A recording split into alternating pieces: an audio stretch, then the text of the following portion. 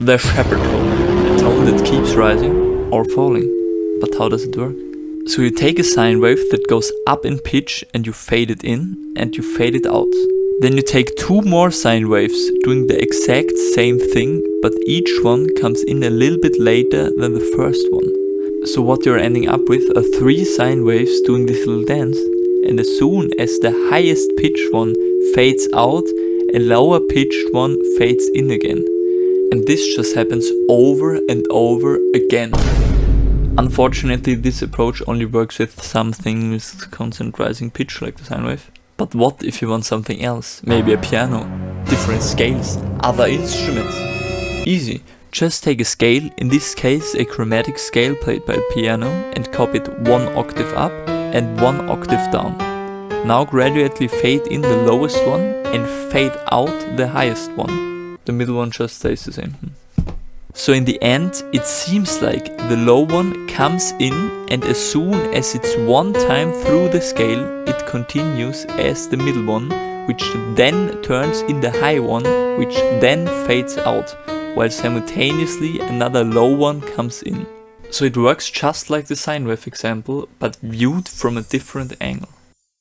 But chromatic scale is kinda boring, so let's use something more interesting, like the whole tone scale. Same concept, same effect, same. You can also use other instruments like guitars, but I decided to go even deeper. For instance, with using the sine wave approach, you can take 3 riser samples, fade them in, fade them out, and play them at different times. Or you can take the piano approach and pitch 1 riser sample down, fade it in, and 1 sample up, fade it out, and you will also end up with a shepherd riser. However, we are not even limited by pitch. We can also use the so-called shepherd rhythm. For that you take a drum or percussion sample and automate the BPM, so at the end of the sample everything is twice as fast. In this case it starts with 60 BPM and speeds up to 120 BPM. Then you take the same sample, make it half the tempo and fade it in. After that you take the same sample again, make it twice as fast and fade it out. So it works exactly like the shepherd tone, the only difference is with the shepherd rhythm you change the speed and not the pitch. You're a bitch. So now you might think, in the title it said how to use it in music. When do we come to this section? Right now. Okay? So as you might think, a reason to use the shepherd tone or shepherd rhythm is to create a lot of tension during a long period of time. For instance in movie scores or build-ups, etc. pp. And it works wonderful. I mean, you're listening to a track thinking, when does this shit resolve? And it never does. So who used the shepherd tone? Hans Zimmer used the shepherd tone in Dunkirk and The Dark Knight and The Bright Knight. Pink Floyd used it in Echoes. I will leave some more examples in the description. And it's also used in the Endless Stairs in Mario 64. Kinda makes sense. Endless stairs, endless tone. So after knowing all that, I wanted to try this myself, creating a nice little shepherd track. And so the journey began.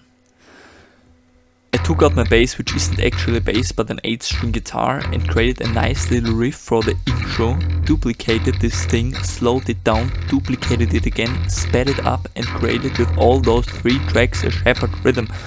Then I did the same thing with some epic percussion.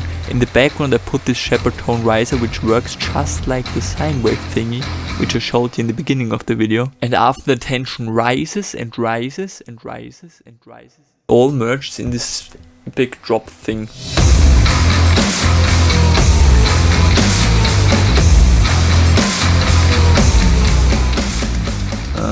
It's all pretty basic. Wait, this one thing is kinda sick and thick. It's just the basic sine wave shepherd tone with some auto pan to make it more staccato, a little bit of distortion and pitch shifting.